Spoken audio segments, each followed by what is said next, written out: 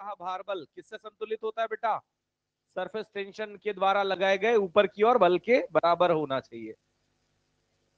तो मैं क्या लिख सकता हूं, mg बराबर 2TL, ऐसा ही लिखते हैं अपन।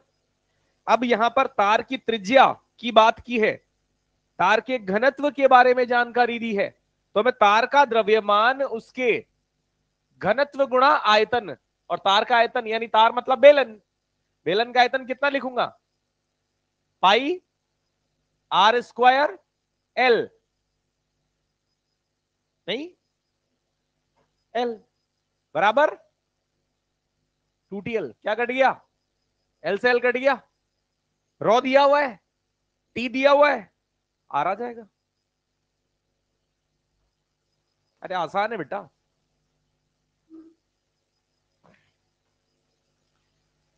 सवाल नंबर 10 तक में और कोई, 9,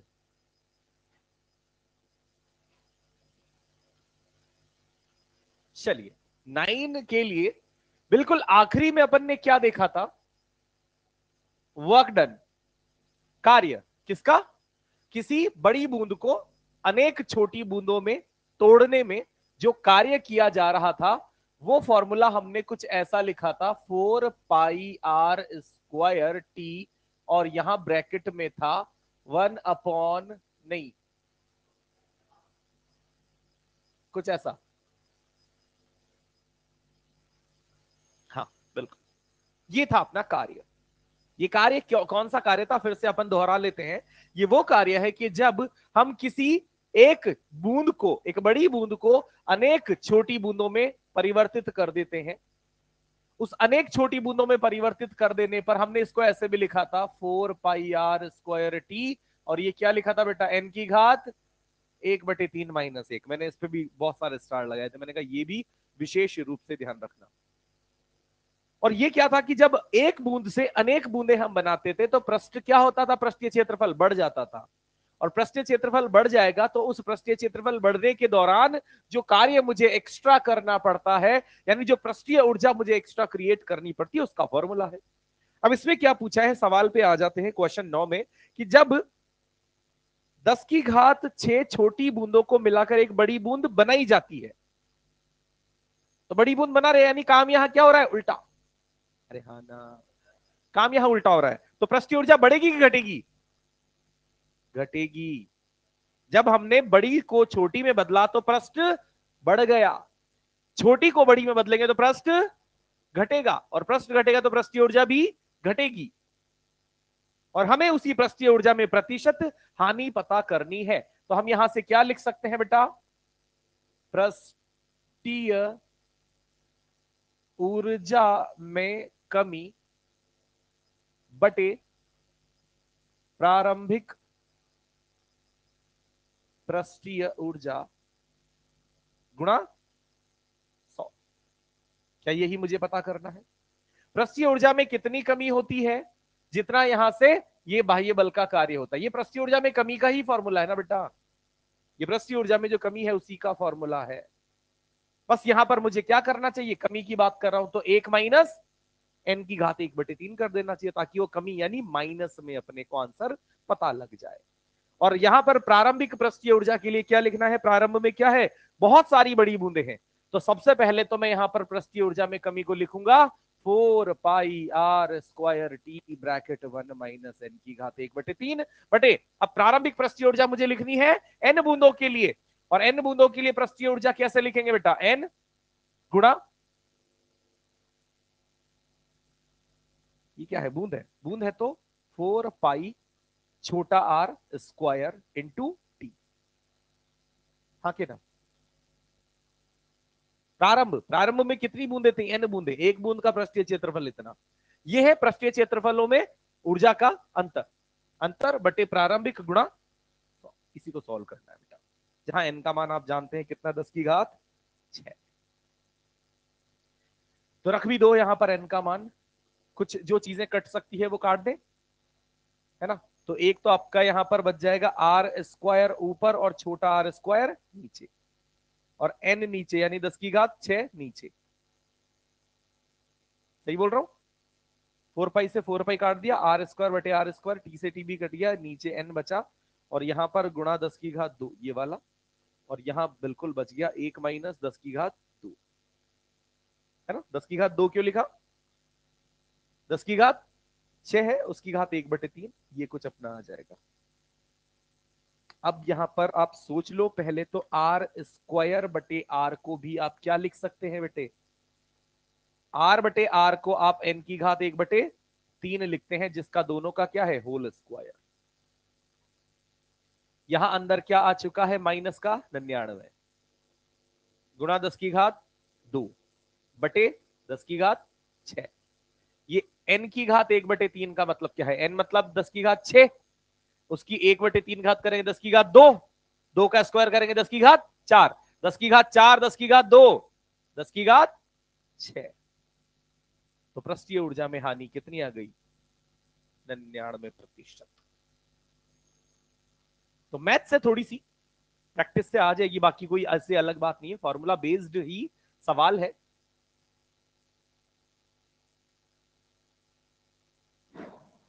चलिए इसके अलावा 10वें का तीसरा, 10वें में यहां पर क्या कहा है बेटा, कि त्रिज्या 1 सेंटीमीटर की, चलो जितना हो गया वो मुझे बता दें, छोटी बूंद की त्रिज्या कितनी आ गई है बेटे,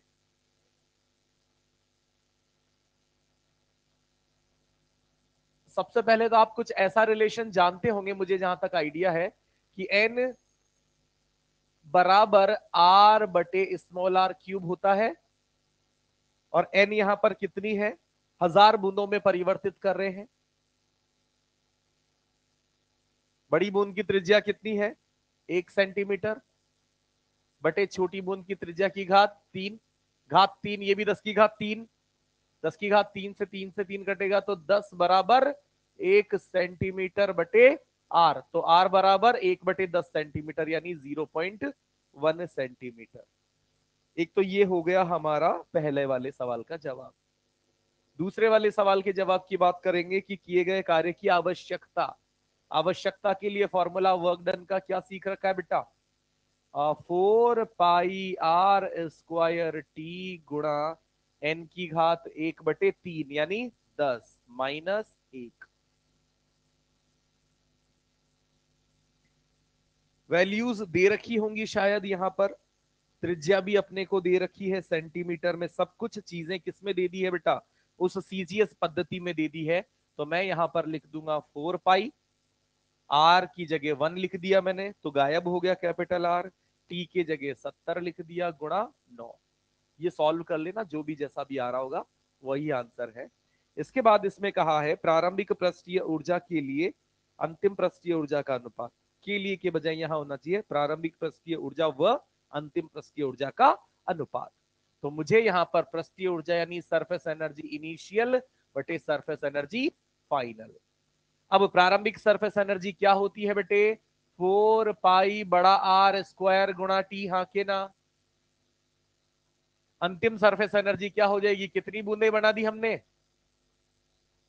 1000 ना, 1000 बूंदे, और हर एक बूंद का पृष्ठीय क्षेत्रफल 4 पाई छोटा आर स्क्वायर गुणा टी।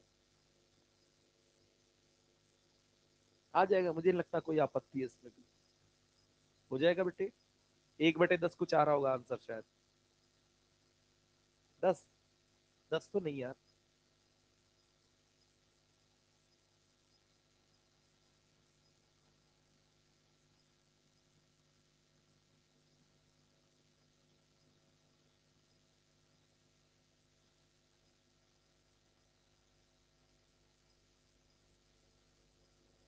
10 आएगा, 1/10 आएगा यार, इसी को सॉल्व करके मेरे हिसाब से ये तो 1/10 आएगा, क्योंकि अपन अगर प्रारंभिक पृष्ठीय ऊर्जा के लिए अंतिम, एक मिनट में इंग्लिश में देख लेता हूँ।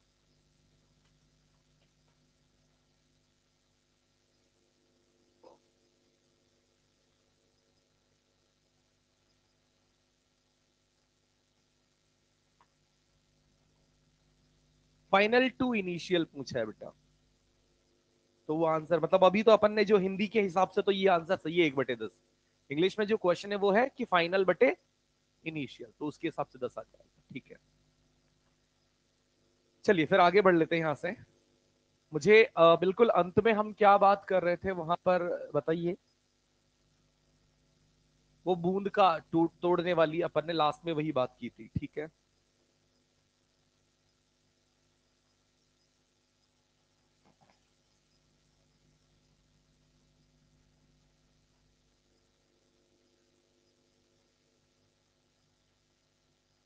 एक कॉन्सेप्ट यहां पर ये भी रहता है, इतना आवश्यक नहीं है, अपन सिंपल सुन लेते हैं, फॉर्मूला फॉर्मूला वाइज अपन सुन लेते हैं कि बेटे क्या होता है जब हम,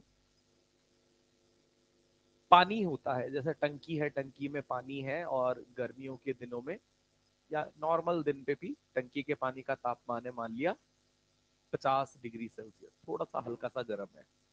टंकी में हाथ डुबोया तो अपने को हल्का हल्का गर्म महसूस हुआ। फिर वही पानी जब अपन शावर से निकालते हैं, तो शावर से जब उस पानी से, उसी तापमान के पानी से नहाते हैं तो वो हल्का ठंडा महसूस होता है। जब अपन ने उसको जैसे बाल्टी में भी भरा, वही पानी नल में से अपन ने बाल्टी में भरा और वही पानी शावर से आता है, तो बाल्टी में अपने को हल्का सा वो थोड़ा गुनगुना सा लगता है, हल्का गर्म लगता है। और जब अपन शावर से नहाते हैं तो हल्का ठंडा वो अपने को प्रतीत होता है। तो पूछा जाता है कि ऐसा क्यों हुआ, ऐसा क्या हो गया है। तो कारण क्या होता है बेटा, कि कारण क्या है कि उस द्रव की आंतरिक ऊर्जा है, आंतरिक ऊर्जा का मतलब आप समझते हैं तापमान। और यहां पर जब हम उससे छोटी छोटी सी बूंदे बनाएंगे तो हमें अधिक सरफेस एनर्जी की जरूरत पड़ेगी। सरफेस एनर्जी आएगी कहां से, कोई और बाह्य रूप से सरफेस एनर्जी नहीं देता है बेटा। ये एक तरीके से क्या होता है, ये क्या बोलते हैं उसको, एडियाबेटिक हिंदी में रुदोष्म, रुदोष्म प्रक्रम प्रकार का होता है। क्यों? क्योंकि बहुत तीव्र गति से जैसे अपन नल खोलते तुरंत बूंदे बाहर आ जाती है। अब समय नहीं मिलेगा तो ऊर्जा स्थानांतरण नहीं हो पाएगा, ऊर्जा स्थानांतरण के अभाव में जो प्रक्रम होता है, जो प्रक्रम अपने को नजर आता है, वो कैसा हम कह सकते हैं, रुदोष। तो क्या होगा, निकाय की ही आंतरिक ऊर्जा क्या होगी, उस पृष्ठीय ऊर्जा में बदलेगी। निकाय की ही आंतरिक ऊर्जा किसमें बदलेगी, पृष्ठीय ऊर्जा। और मुझे अगर एक बड़ी बूंद से या किसी नल में जो पानी भरा है उस पानी को छोटी बूंदों में बदलना है तो अधिक पृष्ठीय ऊर्जा की आवश्यकता है कि नहीं। अब अधिक पृष्ठीय ऊर्जा की आवश्यकता है, वो आवश्यकता यहां पर कौन देता है, आंतरिक ऊर्जा से हमें वो पृष्ठीय ऊर्जा मिलती है। और जैसे ही आंतरिक ऊर्जा को खींचेंगे, पृष्ठीय ऊर्जा में बदलेंगे, तो वो आंतरिक ऊर्जा हमें क्या होती नजर आएगी, कम होती नजर आएगी। और आंतरिक ऊर्जा कम होने का मतलब है तापमान हल्का कम होता नजर आएगा। मेरे कहने का मतलब क्या है, मैं आपको लिखकर समझाता हूं। मैंने कहा कि जब हम पृष्ठ वहां पर बनाते हैं, नया पृष्ठ क्रिएट करते हैं, तो पृष्ठीय ऊर्जा के लिए, पृष्ठीय ऊर्जा के लिए आवश्यक कार्य, इसी को अपन वर्क डन लिख रहे हैं। और यही वर्क डन हम किसके बराबर लिख रहे हैं बेटा, 4 पाई r² ब्रैकेट n⁻⁻³ या फिलहाल इसको ऐसा लिख लेते हैं, n⁻⁻³ ना लिखकर इसी को अपन क्या लिख देते हैं, capital R minus upon R minus 1। और यही पृष्ठीय ऊर्जा के लिए आवश्यक जो कार्य होगा ये कहां से आएगा, निकाय की आंतरिक ऊर्जा, निकाय की आंतरिक ऊर्जा हानि। निकाय की आंतरिक ऊर्जा हानि, निकाय की जो इंटरनल एनर्जी के साथ हम यहां पर बात करेंगे, उसके तापमान परिवर्तन के लिए बात करेंगे, तो उसे हम क्या लिखते हैं, ms delta theta. Delta theta मतलब ताप परिवर्तन, ये होता है स्पेसिफिक हीट। ये तो जानते होंगे आप सब, थोड़ी थोड़ी बात है ना। और m हो गया उसका द्रव्यमान, जो भी पानी है, जितना भी पानी वहां पर हम बहा रहे हैं, जिसके लिए पृष्ठ क्रिएट कर रहे हैं। अब आप ये भी जानते होंगे बेटा, ms डेल्टा थीटा जब अपन करते हैं तो ये वैल्यू किस में आती है, कैलोरी में, जानते हैं ना। और हम यहाँ पर इसीलिए यहाँ पर क्या इस्तेमाल करते हैं, 1 कैलोरी बराबर, तो मुझे कैलोरी को किस में लेकर जाना है, जूल में, तो मुझे वहां से जूल्स कॉफिशिएंट, जूल्स कांस्टेंट की जरूरत पड़ेगी। और जूल कांस्टेंट कितना हो जाएगा, 4.2। तो मुझे यहां पर इस पूरी चीज को क्या करना होगा बेटा, जे से गुणा करना होगा, ताकि कैलोरी वाली चीज किस में बदल गई, जूल में, और इधर भी जूल, और ये ऊर्जा भी हम एमकेएस में बात करते हैं तो ये भी क्या होता है, जूल। तो दोनों तरफ जूल हो गया। यानी जो कुछ भी हम यहां पर क्या कर रहे हैं बेटे, पृष्ठ क्रिएट कर रहे हैं। पृष्ठ क्रिएट करने के लिए, पृष्ठीय ऊर्जा के लिए हमें कार्य करना पड़ेगा। कार्य हम ना करके, क्योंकि हम तो है ही नहीं नल के अंदर, हम तो बाहर है, कार्य कौन करेगा, उस पानी की खुद की आंतरिक ऊर्जा, और आंतरिक ऊर्जा की हानि ही पृष्ठीय ऊर्जा में प्रकट हो जाएगी। तो ये रिलेशन यहां पर बनता हमें नजर आता है। तो यहां पर काफी बार पूछ लिया जाता है तापमान में हानि कितनी हुई, तापमान कितना कम हुआ, डेल्टा थीटा पूछ लिया जाता है। तो मैं थोड़ी सी कुछ यहां पर चेंजेस कर देता हूं, बाकी कोई बड़ी बातें है नहीं, ध्यान से देख लेना। रिलेशन में यहां तक की बात बताओ, रिलेशन समझ आया यहां तक की बात है, कोई नई बात नहीं है। ये क्या है, हमें पृष्ठीय ऊर्जा के लिए आवश्यक कार्य, क्योंकि हम जब किसी बड़ी बूंद को छोटी बूंदों में परिवर्तित कर देते तो पृष्ठीय क्षेत्रफल बढ़ता है, और बढ़ेगा तो मुझे वहां पर कार्य करना पड़ेगा। कार्य करना पड़ेगा तो कहीं ना कहीं से ऊर्जा जाएगी, और वो ऊर्जा यहां पर निकाय की आंतरिक ऊर्जा से जाएगी। चलिए, इसको क्या लिखा जा सकता है, 4 पाई, मैं एक आर बाहर और खींच लेता हूं। तो मैंने लिख भी दिया था लास्ट क्लास में कुछ ऐसा, आर क्यूब बाहर खींच लिया था, टी यहां पर लिख दिया था, यहां 1/r-1/कैपिटल आर लिख दिया था, 3 से ऊपर नीचे गुणा भाग किया था, ये क्या आ गया था, 3v_t 1/r-1/कैपिटल आर। एक बार चेक करो मैंने कुछ छोड़ा तो नहीं, सेम यही है। और इसके बाद यहां पर ये किसके बराबर हो जाएगा, जे। एम क्या होता है बेटा, मास। मास उस पानी का जिसको आप छोटी बूंदों में परिवर्तित कर रहे हो। तो द्रव्यमान बराबर आयतन गुणा घनत्व। पानी का घनत्व क्या मान लू, रॉ या रॉ डब्ल्यू या कोई भी रॉ लिक्विड, इनटू आयतन, into S specific heat, into delta theta. ये आयतन से आयतन कैंसर, बस मुझे डेल्टा थीटा निकालना है। तो मैं लिख सकता हूं 3T/J रॉ लिक्विड एस, और यहां 1/r-1/कैपिटल। जरूरत नहीं पड़ेगी, पर ऐसा कभी की फॉर्मूला ही पूछ लिया, सवाल कभी नहीं पूछा जाएगा ये गारंटी है। फॉर्मूले के टर्म में ही पूछ लिया जाए तो अपने को पता हो जाना चाहिए। तुरंत लिख लो।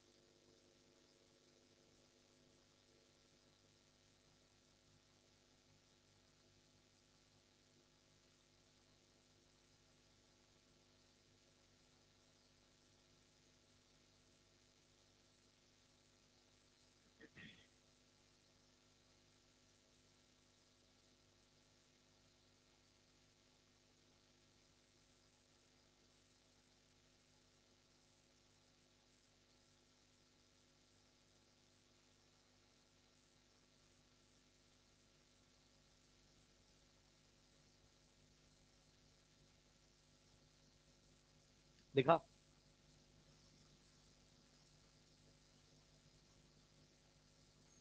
इसका आप चाहें तो हेडिंग कुछ ऐसी लिख सकते थे,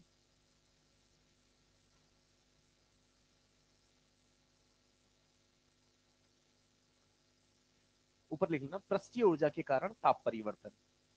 पृष्ठीय ऊर्जा के कारण ताप परिवर्तन, पृष्ठीय ऊर्जा के कारण ताप परिवर्तन।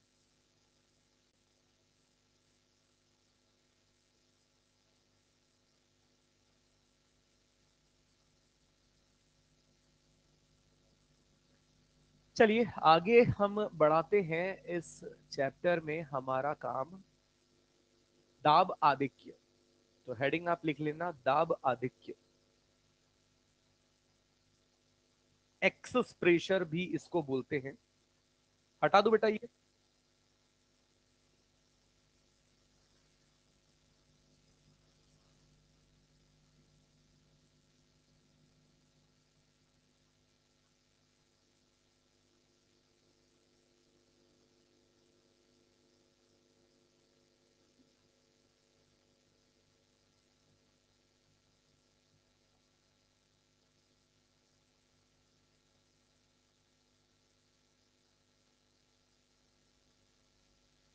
होता क्या है, ध्यान से सुनिएगा बेटा।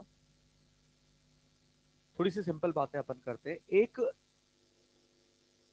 परत लो, किसी साबुन की फिल्म की परत लो। अरे दादा, इतनी उम्र होने के बाद भी विद्यार्थी गुणों को ना सीख सके तो फिर कब सीखेंगे भाई। अपने में ही लगे, कोई बोल रहा है सामने से तब भी अपने में ही लगे। तो यहां पर ये एक परत है, सोप फिल्म अपन इसको कह रहे हैं। और सिंपल, ये सोप फिल्म जब मैं यहां से रखूंगा तो आपको ये परत कैसी नजर आएगी? बिल्कुल सीधी, बिल्कुल एक समतलीय आकार में। क्यों? क्योंकि इधर इस कमरे में इधर का दाब और इधर का दाब क्या है? बराबर। कुछ करके अगर इधर का दाब क्या किया जाए बेटे? बढ़ाया जाए, इधर का दाब बढ़ाया जाए, तो ये कैसे मुड़ेगी ये? हाँ या ना? मेरा कहना यह है कि अगर कोई परत, कोई फिल्म, चाहे वो साबुन की फिल्म हो जाए या किसी भी चीज की फिल्म हो जाए, उस फिल्म का अगर आप कर्वेचर ऐसे देख रहे हैं और अगर यहां पर इस तरफ दाब P2 है और इस तरफ दाब P1 है, तो आपको क्या समझ में आएगा कि निश्चित तौर पर P1 क्या रहा होगा? बड़ा। यानी यूं कहा जाता है कि जैसे जब हम आगे से किसी बूंद के बनने बनने की बात करेंगे, तो बूंद की अगर इस वक्रीय सतह को देखा जाए और यहां दाब अगर P है और यहां अंदर दाब P डैश है, तो क्या समझ में आता है कौन सा दाब ज्यादा रहा होगा? P dash. P dash is greater than P।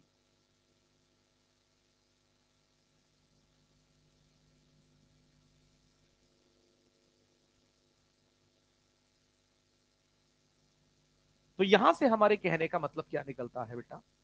मतलब निकलता है कि जब कोई वक्रीय सतह हम देखते हैं, वक्रीय सतह को इधर से देखने पर ये कैसी नजर आती है? अवतल, उत्तल, कॉनकेव बोलते हैं इंग्लिश में, तो उत्तल,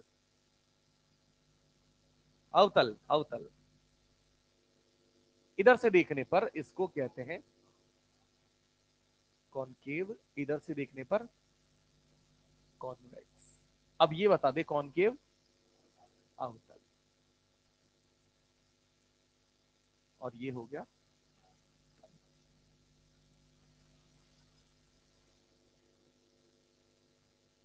वो बेचारा कुछ बोला था तो उसके पत्तल धोने समेट दिए जरा सी देर में सब। चलो, ये इस प्रकार से उत्तल अवतल की बात हो गई। और हमारे कहने का तात्पर्य क्या है कि जिस तरफ से मुझे ये सतह कैसी नजर आ रही है? अवतलीय नजर आ रही है, उस तरफ दाब ज्यादा हो।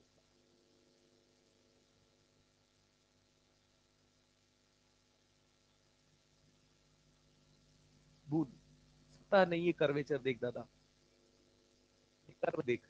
अगर दाब एक तरफ से समान होता तो पानी की सतह ऐसी नजर आती, बूंद बनी नहीं पाती। बूंद बनी है यानी सतह मुड़ी है। एक सतह है तो वो मुड़ी तो है ना, एक ही सतह है ना। बूंद के लिए एक सतह होती है कि नहीं होती है? एक एक ही होती है ना। जब हम बुलबुले की बात करेंगे वहां, तो वहां दो बार कर्वेचर का इफेक्ट डालेंगे, यहां एक बार। तो हम यहां से कहते हैं कि इस प्रकार से, अगर एक और उदाहरण में ले लेता हूं, आगे हम पढ़ेंगे, इस प्रकार की ट्यूबें होंगी, केश नलिकाएं बोलेंगे, या कोई भी सिंपल परख नली बोल लो। तो यहां पर अगर अपने द्रव की कर्व सरफेस इस प्रकार से नजर आती है, इधर यहां पर दाब P1 और इधर P2 है, तो मुझे बताइए ये द्रव है बेटा यहां पर नीचे, समझ रहे? तो इसमें किस तरफ दाब ज्यादा होगा? तो निश्चित तौर पर आपने यहां से उस वक्रीय पृष्ठ की प्रकृति को समझ लिया और आपने कह दिया कि P1 की तरफ का दाब ज्यादा पाया जाएगा। वहीं अगर ये नलिका इस प्रकार से हो यहां, और ये P1 और ये नीचे P2 है, तो अभी P2 ज्यादा आप देख सकते हैं। यही दाबांतर, यही चीज जैसे यहां पर हम बात करते हैं इस जगह में कि P1 बड़ा है माइनस P2 छोटा है, और P1 माइनस P2 को ही हम क्या लिख देते हैं? P एक्सेस, यानी दाब आधिक्य।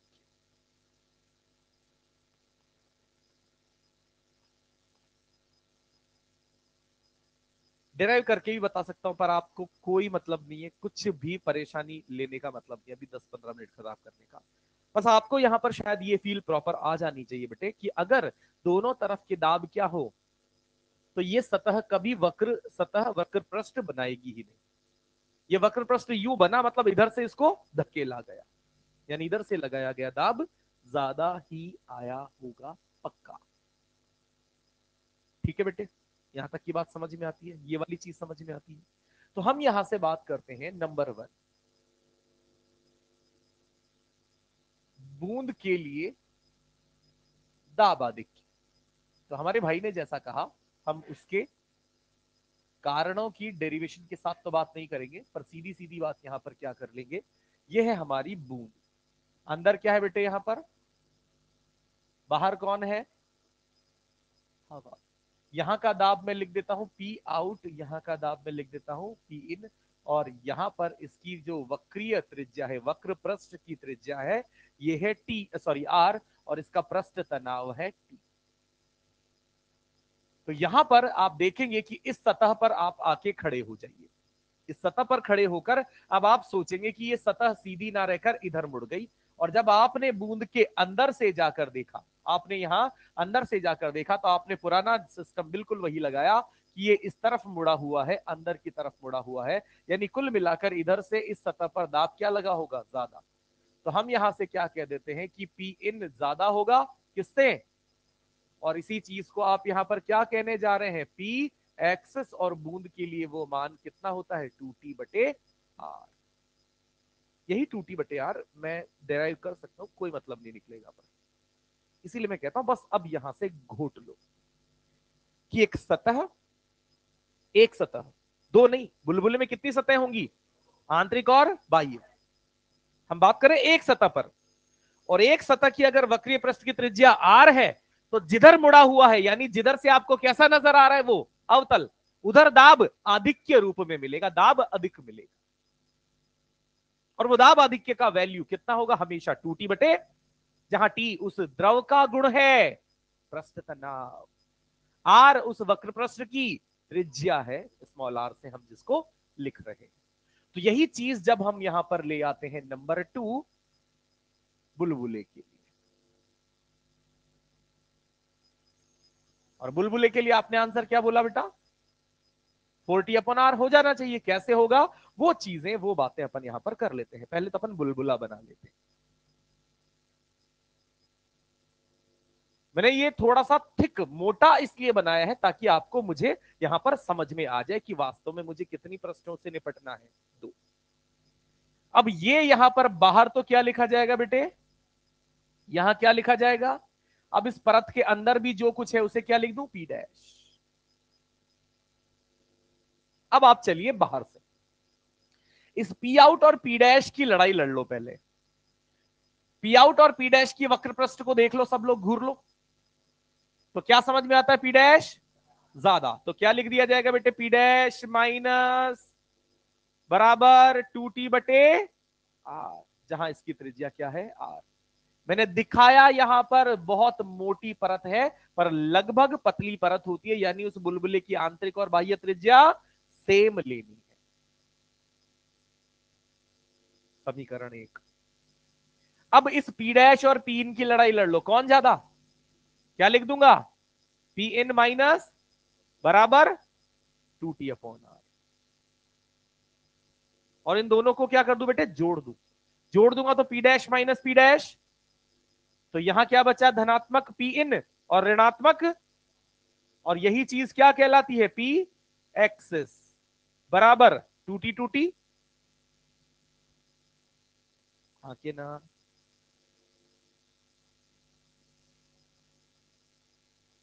बुलबुलों की एक और पैटर्न रहती है जिसमें क्या होता है, इस तरीके से नंबर 3 हमने बात की हुई है, जिसमें क्या होता है बेटा, द्रव में कोई बुलबुला होता है, द्रव में।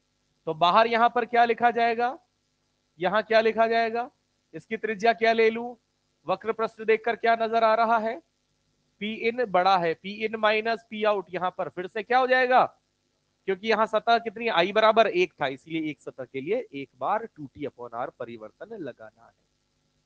ये काम है, ये छाप लो पहले।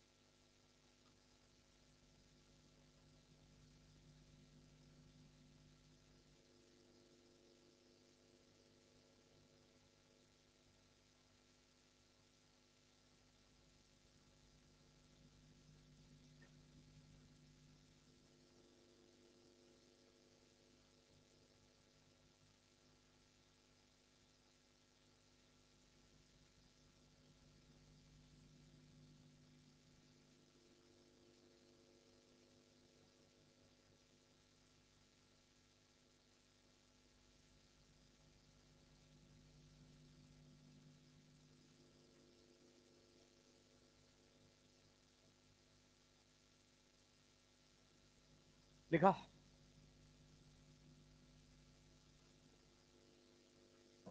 यहां से एक बात समझ में, सबसे बड़ी बात जो है वो समझ में ये आनी चाहिए कि जितना उस बुलबुले की, बूंद की, किसी की भी बात कर लो, जितनी उसकी त्रिज्या छोटी होगी, दाब आधिक्य ज्यादा होगा।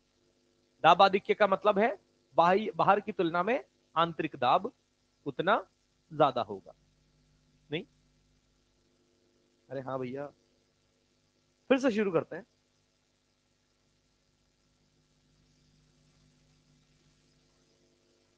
चाचा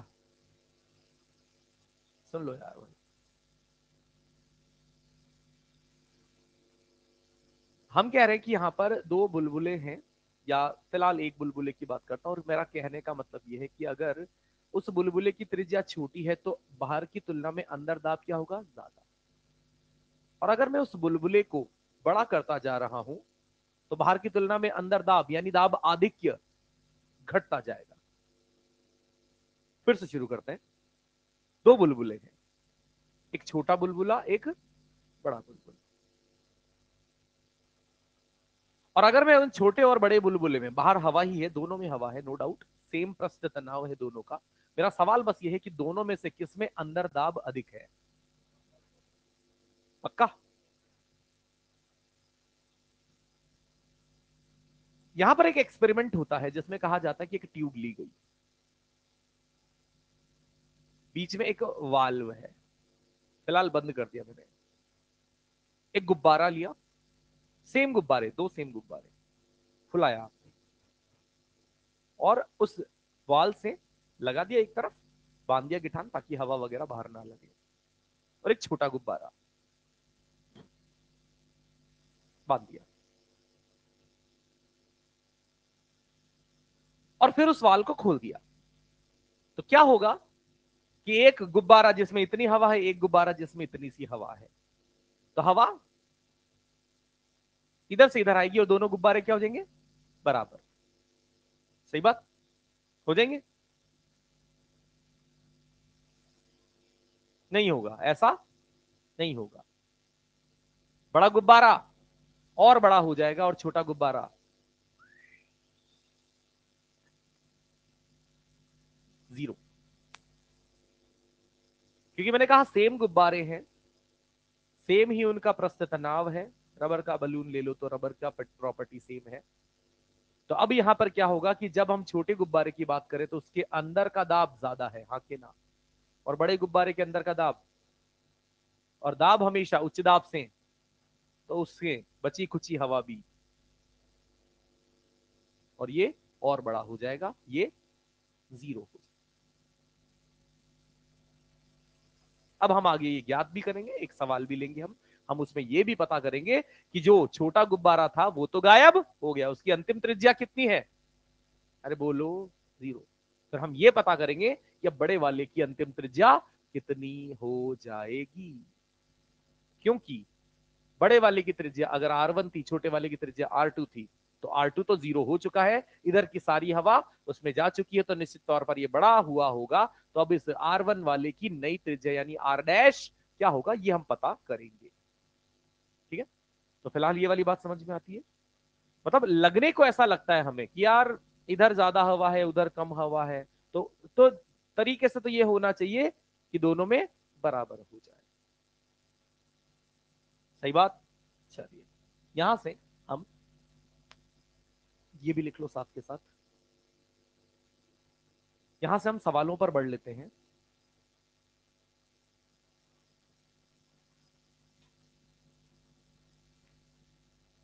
जो मैंने बात बोली है वो मैं यहां पर लिख के भी आपको बता देता हूं, कुछ इस तरीके से ये ट्यूब है, ये यहां पर इस प्रकार से ये ट्यूब सेकेंडरी ट्यूब ले ली है, यहां पर ये हो गया हमारा सोप बबल।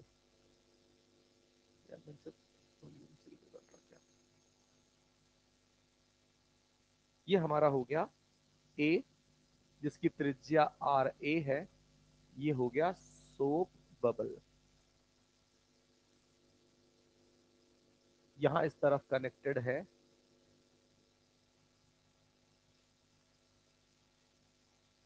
BRB, ये भी सोप बबल।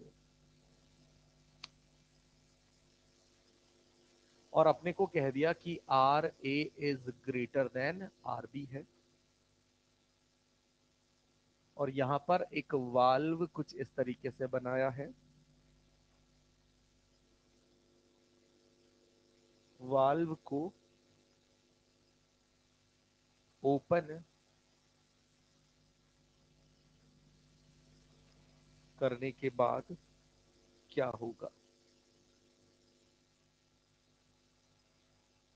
है ना? तो आप लिख लेना किससे किस में हवा जाएगी, कौन सिकुड़ेगा कौन फैलेगा, ये आप खुद लिख लेना।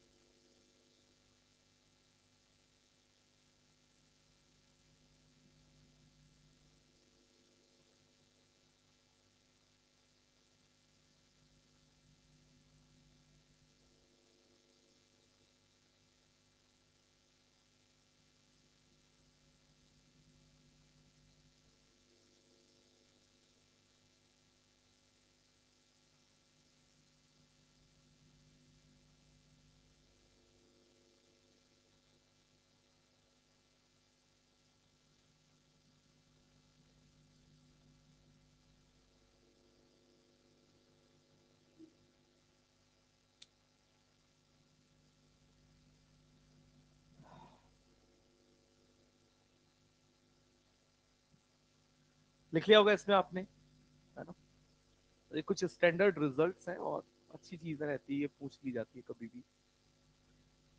उधर उस वाले सवाल को, ऊपर वाले सवाल को सॉल्व करो, नीचे वाले को भी सुन लो साथ के साथ में। यहाँ क्या किया है बेटा, एक इस प्रकार से एक रिंग ली, रिंग है ना, उसको सोप सोल्यूशन में डुबोकर बाहर निकाला, तो उस पूरी रिंग पर क्या बन गई, साबुन की फिल्म। ये पीले कलर की साबुन की फिल्म है। फिर हमने क्या किया, धीमे से, बहुत धीमे से एक धागा लिया और धागे को ऐसे मतलब गिठान लगा दी ताकि वो धागा ऐसा बन जाए, और आड़ा तिरछा धागा, ये नीले कलर में जो है ना ये धागा है, ये यहां पर धीमे से रख दिया, ठीक है। और फिर क्या किया, इसको बीच में से फोड़ दिया, सिर्फ इस अंदर वाले को।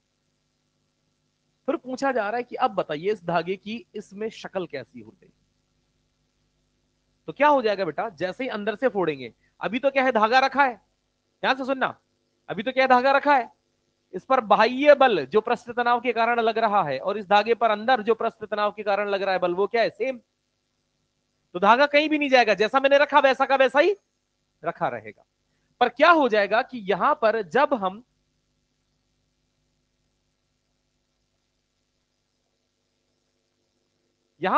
हम इसे फोड़ देंगे, जैसे ही हमने यहां पर इस तरीके से सुई ले जाकर इसे फोड़ दिया, तो फोड़ देने से अपने को क्या दिखाई देगा कि ये यहां पर अंदर की फिल्म क्या हो जाएगी, गायब। और अंदर की फिल्म गायब हो जाने के साथ साथ ये धागा अपने को कुछ ऐसा नजर आने लगेगा, यू, बिल्कुल गोलाई।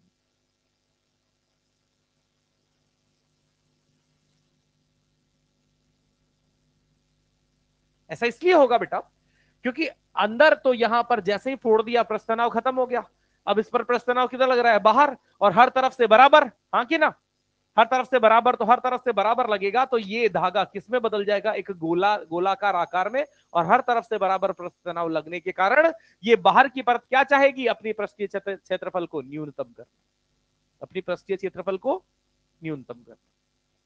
पृष्ठीय क्षेत्रफल को न्यूनतम करने के लिए आंतरिक क्षेत्रफल क्या होना चाहिए, अधिकतम। और मैंने एक बार जरूर यहां पर बताया होगा कि अगर आपको कुछ एक लंबाई दे दी जाए, आपको कह दिया जाए कि इतनी परिधि आपके पास है, उस परिधि के अनुसार ऐसा आकार चुनिए कि ज्यादा से ज्यादा क्षेत्रफल आप लूट लो। तो अगर आप किसी परिधि का यूज करके, किसी एल लंबाई के तार बाड़ी का यूज करके अगर आप वहां कोई क्षेत्रफल रोकते हो, तो गोलाकार आकार में अगर रोकते हो, तो वो अधिकतम लूटा गया क्षेत्रफल क्या हो जाएगा, वृत्त। और अगर आप उसको चौकोर आकार में लूटते हो, तो चौकोर आकार में आपको क्या बनाना पड़ेगा, वर्ग। मतलब कहने का यह है कि अगर परिधि समान हो, तो यहां पर आयत और वर्ग में से किसका क्षेत्रफल अधिक होता है। और अगर यहां पर वृत्ताकार आकार या मुझे दीर्घ वृत्ताकार आकार की बात हो, तो इन दोनों में से अगर ये परिधि समान है, तो अधिकतम क्षेत्रफल किसका होता है, वृत्त का। तो यहां अधिकतम क्षेत्रफल किधर चाहिए, अंदर, तभी जाकर बाह्य क्षेत्रफल क्या मिलेगा, न्यूनतम। और न्यूनतम क्षेत्रफल बाहर का कौन करना चाहता है, पृष्ठ तनाव। तो जैसे ही अंदर का आप फोड़ देंगे, तो ये वृत्तीय पथ अपने आप धागे का बन जाएगा, ठीक है। ये ऊपर सवाल करो, इसमें सोच लेना अभी, और आपको कुछ डाउट्स लगते हैं तो बात करेंगे। ऊपर दोबारा बोलना।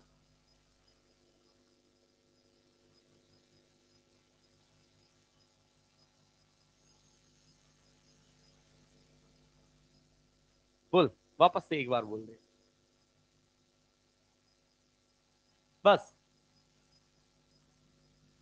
हाँ,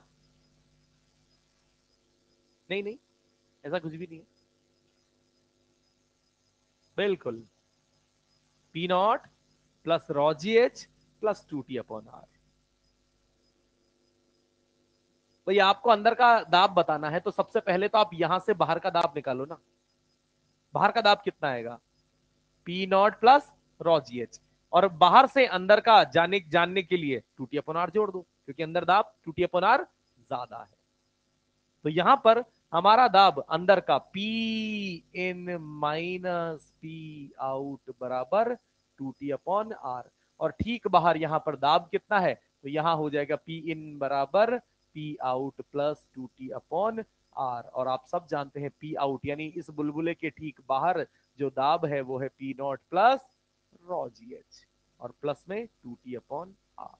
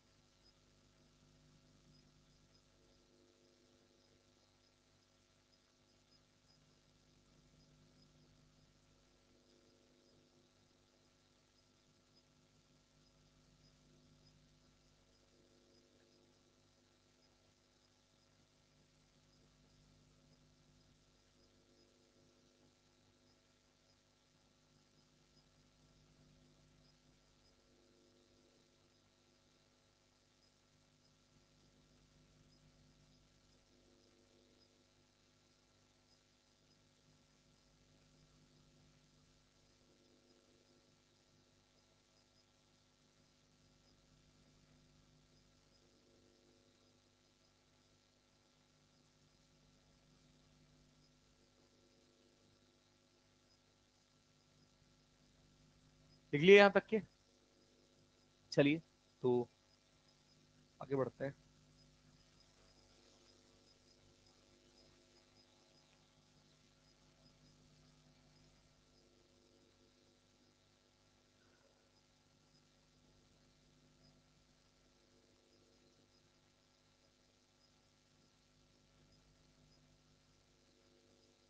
कुछ स्टैंडर्ड रिजल्ट्स जिनकी हम बात कर रहे हैं, केस फर्स्ट, और इसमें हम ये कहना चाहते हैं कि हमारे पास, इसमें लिखिएगा कुछ ऐसा, केस फर्स्ट,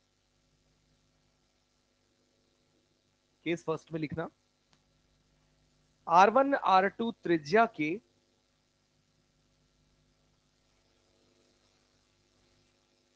R1 R2 त्रिज्या के दो बुलबुले, R1 R2 त्रिज्या के दो बुलबुले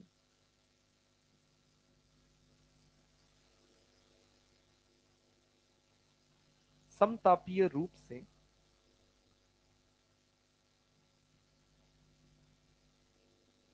R1 R2 त्रिज्या के दो बुलबुले समतापीय रूप से निर्वात में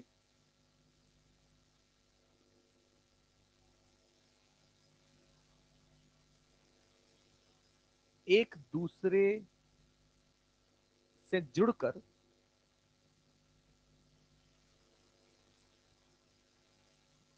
एक दूसरे से जुड़कर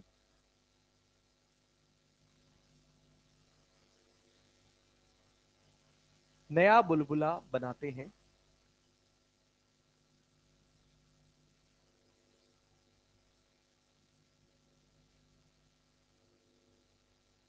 जिसकी त्रिज्या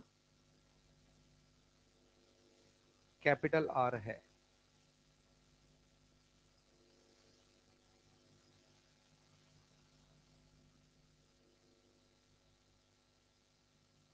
तो अपने को यही करना है कि यहां पर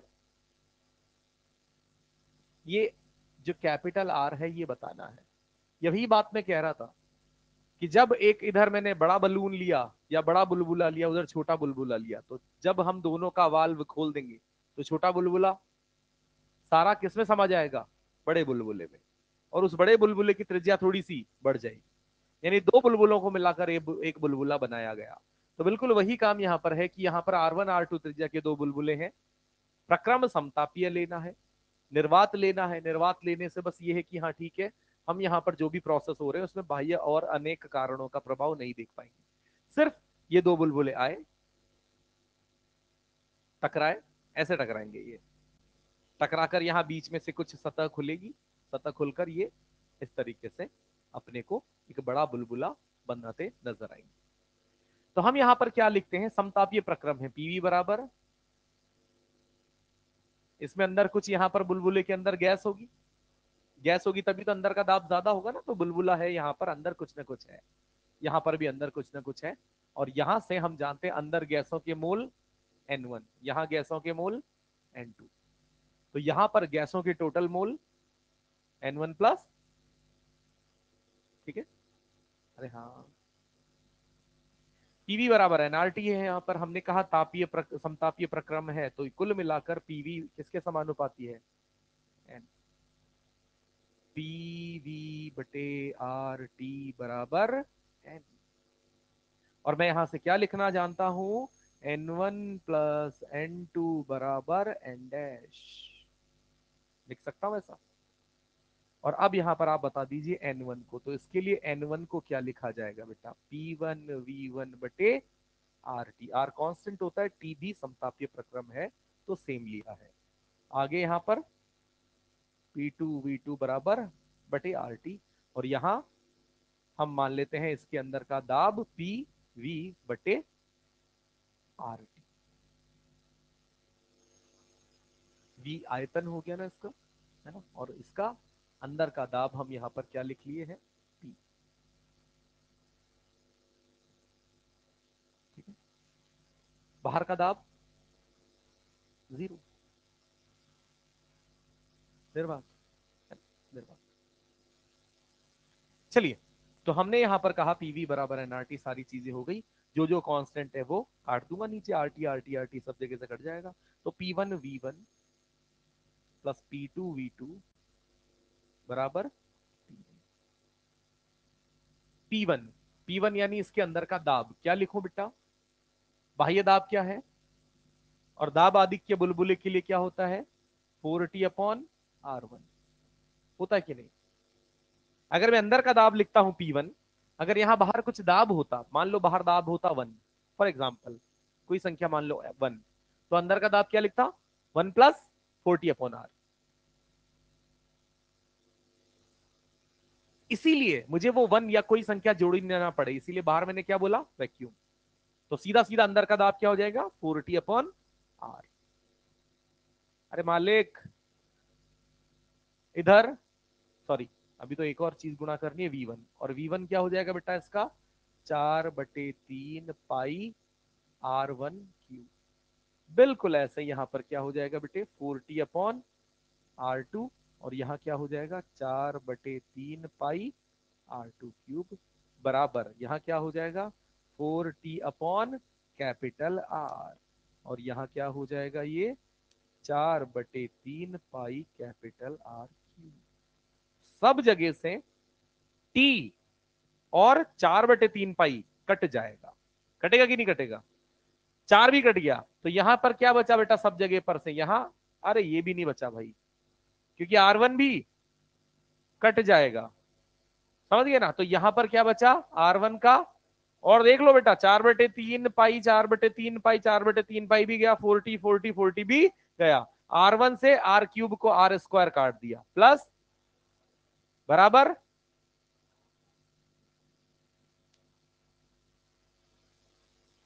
R3 भी जोड़ रहा है क्या? ए जापानी, है ना, फलो फलो में। R बराबर √R1² प्लस R2, है ना। तो यहां से जब अगर मान लो, वैसे तो नहीं पूछा जाएगा, पर मान लो यहां पूछा जाए कि ऐसा क्या हो जाएगा अब अंत में, तो बेटा अंत में इसकी त्रिज्या को आप क्या लिख देंगे? और इसकी त्रिज्या को आप क्या लिख देंगे? √RA² plus. बात समझ में आती है? बस कंडीशन यहां पर भी वही होनी चाहिए, बाहर क्या होना चाहिए? निर्वात। फिर कोई दिक्कत नहीं। फिलहाल इसको यहां कुछ मत लिखना, आप बस ये नोट करो।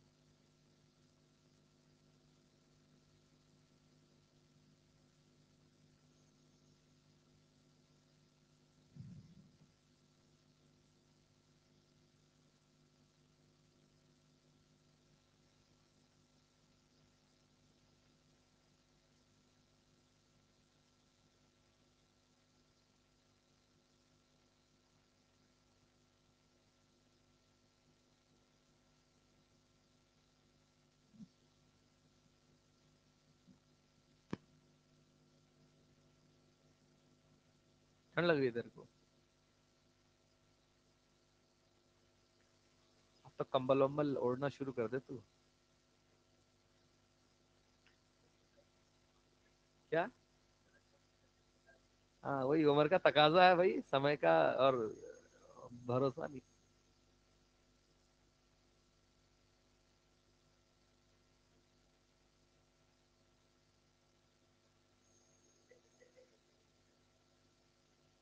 मरेगा? है?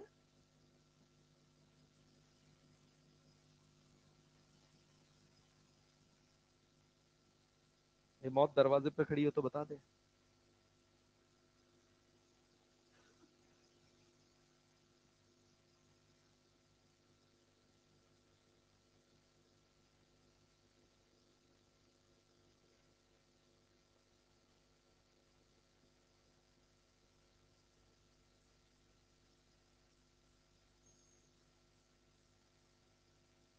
स्क्वायर कौन लगाएगा दीदी?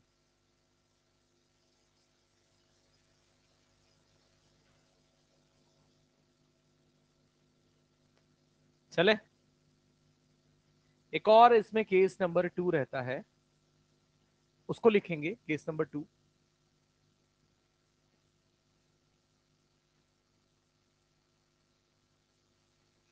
केस 2। और उसमें लिखना, जब दो बुलबुलों ब्रैकेट में R1 कॉमा R2 को, जब दो बुलबुलों ब्रैकेट में बनाना R1 कॉमा R2 को बाह्य रूप से जोड़ा जाता है, बाह्य रूप से जोड़ा जाता है,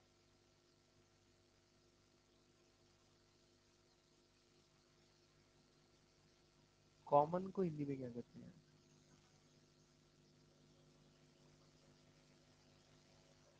उभयनिष्ठ। तो उभयनिष्ठ सतह, तो उभयनिष्ठ सतह की त्रिज्या, तो उभयनिष्ठ सतह की त्रिज्या। तो सुनना बेटा, यहां पर क्या हम कहना चाह रहे हैं, हमारी बात यहां पर यह है केस नंबर 2 में, कि एक हमारे पास ये गोला है जिसकी त्रिज्या है R1।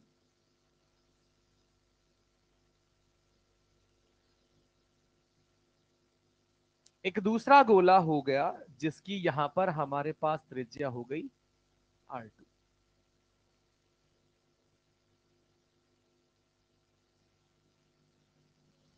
फिर यहां पर कहा गया कि जब ये R1 और R2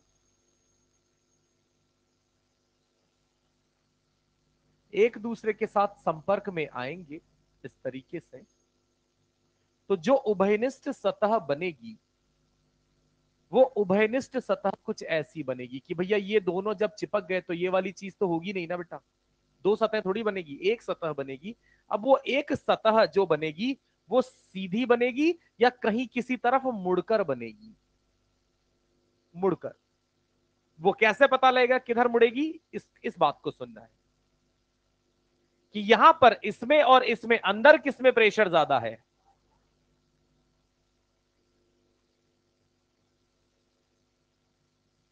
और अगर इसमें प्रेशर ज्यादा है तो इस सतह में जब इधर और इधर की लड़ाई होगी तो इधर का प्रेशर ज्यादा होगा, तो इधर का प्रेशर ज्यादा होगा। तो आप समझ जाएंगे कि यहां पर ये किस तरफ मुड़ती हुई नजर आएगी, R2 की तरफ, कुछ ऐसे। और यही R2 की तरफ जो मुड़कर अपने को नजर आ रही है, यही त्रिज्या, जिसको आप क्या कह रहे हैं, R डैश, ये पता कर। ये कॉमन जो सतह मैंने बनाई है, ये कॉमन सतह ना R1 है ना R2 है, ध्यान रखना बेटा। ये ना R1 है ना R2 है, ये कुछ और ही है, और उसी और वाली सतह को हम R डैश कह रहे हैं। ये R डैश मुझे पता करना है। तो अब इसके लिए नियम कानून क्या लगेंगे, क्या बातें हो सकती है? तो यहां पर ऐसा तो है ही नहीं कि इधर के और इधर के मोल मिक्स हो गए, N1 N1 की जगह ही है, N2 N2 की जगह, ये उधर की हवा उधर ही है, इधर की हवा इधर ही है। बस हुआ क्या है, सतह मिली है, सतह मिलने से अब दाब आधिक्य, यानी मैं इस सतह के लिए, इस आर डैश के लिए इधर और इधर में दाब आधिक्य की बात करूंगा तो इधर वाला दाब जिसको मैं कह दूंगा P2, इधर वाला दाब कह दूंगा P1, क्या होगा, होगा ना बेटा, यहां पर P2 ज्यादा हो जाएगा। तो हम यहां पर क्या लिख सकते हैं, P2 माइनस P1 बराबर कितना,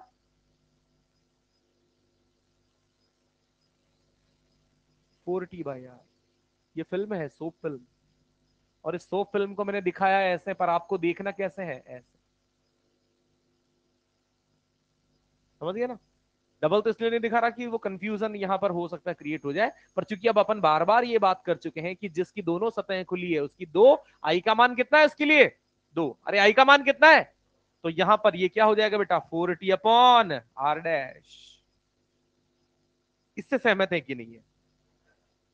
अब मुझे कोई P2 बता सकता है, तो आप कहेंगे कि सर P2 कैसे लिखेंगे, तो बेटा P2 के लिए अब यहां मत देखो, इधर बाकी सतह पर देखो ना, अरे बाकी सतह की वक्रता त्रिज्या कितनी है, तो P2 क्या मैं इधर की सतह से लिख सकता हूं ना, भाई यहां जो भी इधर और इधर के बीच में दाबांतर है वो P2 के साथ लिखा जा सकता है, और P2 का मान यहां पर बाहर फिर से क्या लिख लेंगे, इसमें बाहर वैक्यूम होना चाहिए, तो यहां P2 की जगह क्या लिखा जा सकता है बेटा, 4T/R2, और यहां P1 की जगह 4T बटे बराबर 4T/R डैश,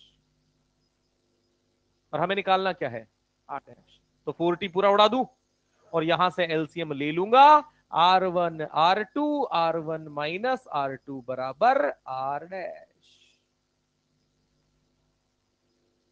ये लिख लो। ये स्टैंडर्ड रिजल्ट है, इसमें आपको बिल्कुल दिमाग नहीं लगाना, ये जैसा अपन ने यहां पढ़ा है वैसा ही प्रैक्टिस करेंगे, सवाल भी आएगा बिल्कुल वैसा ही आएगा, कोई परिवर्तन नहीं होना है, और पूछा भी जाएगा तो भी बिल्कुल यही स्टैंडर्ड रिजल्ट ही पूछे जाएंगे।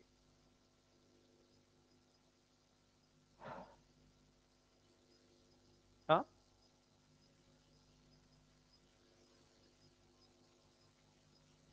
अच्छा हाँ, ये मैंने गलत ये कर दिया, ये 1/R डैश है ना, तो R डैश बराबर R1 R2 ऐसे।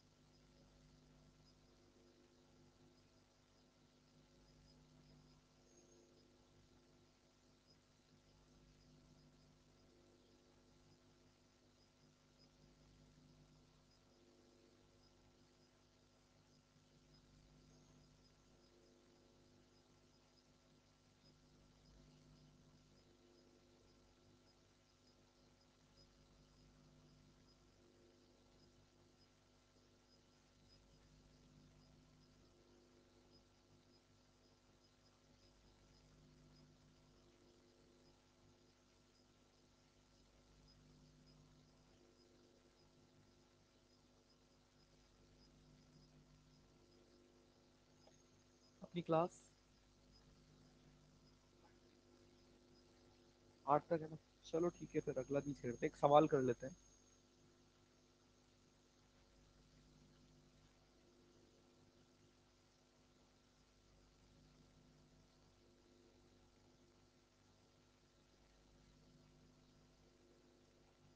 लिखेंगे,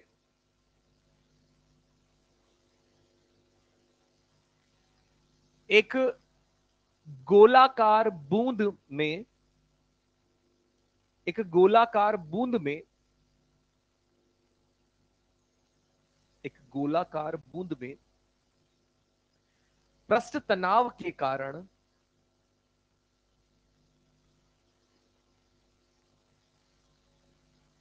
पृष्ठ तनाव के कारण दाब आधिक्य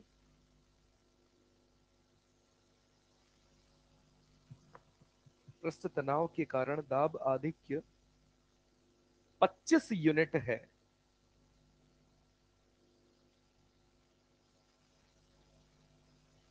25 यूनिट है।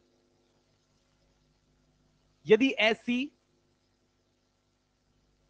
यदि ऐसी 64 बूंदों को जोड़ा जाए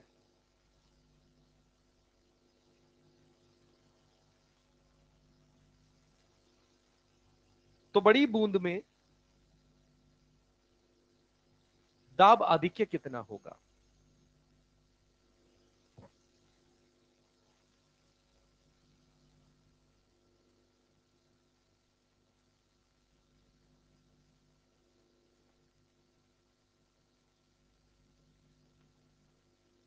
वो ईएलटी देना बेटे।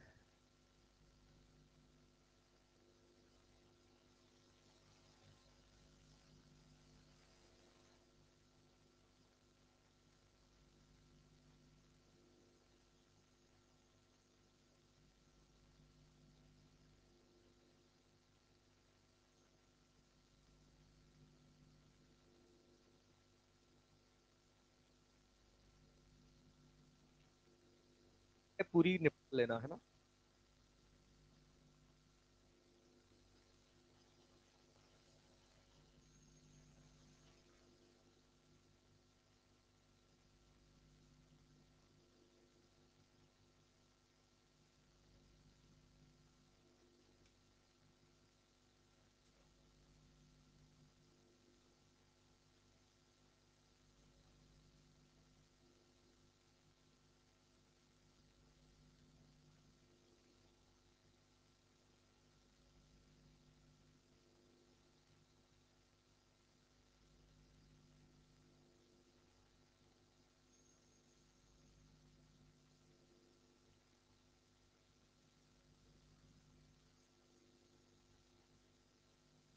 दाब आधिक्य किसी भी बूंद के आकार पर कैसे निर्भर करता है? त्रिज्या पर। तो आपको इस सवाल को सॉल्व करने के लिए क्या पता होना चाहिए? छोटी बूंद की त्रिज्या और निर्भर कैसे करता है? व्युत्क्रमानुपाती रूप से 40/r होता है ना। मतलब आप इन शॉर्ट यहां पर शायद ये लिख सकते हैं कि दाब आधिक्य पी एक्सिस बड़ी बूंद के लिए, बिग ड्रॉप के लिए, तो व्युत्क्रमानुपाती रूप से यहां क्या आ जाएगा? त्रिज्या आर बड़ी ड्रॉप की। और मैं यहां पर अगर कहता हूं दाब आधिक्य स्मॉल ड्रॉप के लिए, तो यहां से ऊपर क्या चला जाएगा? R small. अब क्या स्मॉल आर और कैपिटल आर का रिलेशन आप जानते हैं? जब एक बूंद दो बूंद इस प्रकार से परिवर्तित होती है तो कैपिटल आर बटे आर को आप क्या लिखते हैं? ये तो लिखते हैं इसी का। और यहां पर कितनी बूंदे हैं? एन की संख्या कितनी है सवाल में? 64। 64 की का घनमूल 4। तो यहां से कैपिटल आर बटे स्मॉल आर का मान हो जाएगा 4। और यहां से स्मॉल आर और कैपिटल आर का 1/4। और किसका दिया हुआ है दाब आधिक्य? छोटी वाली का कितना? और यहां से बड़ी का निकालना होगा शायद से। बस तो कितना आ जाएगा? 25/4 यूनिट। Thank you. अगली क्लास में अपना केश नलिकाओं वाला कॉन्सेप्ट शुरू होगा। तो यहां तक कि आप तो एक ईएलपी जरूर करना बेटा, ईएलपी ध्यान से पूरी निपटा लेना है ना। Okay, thank you.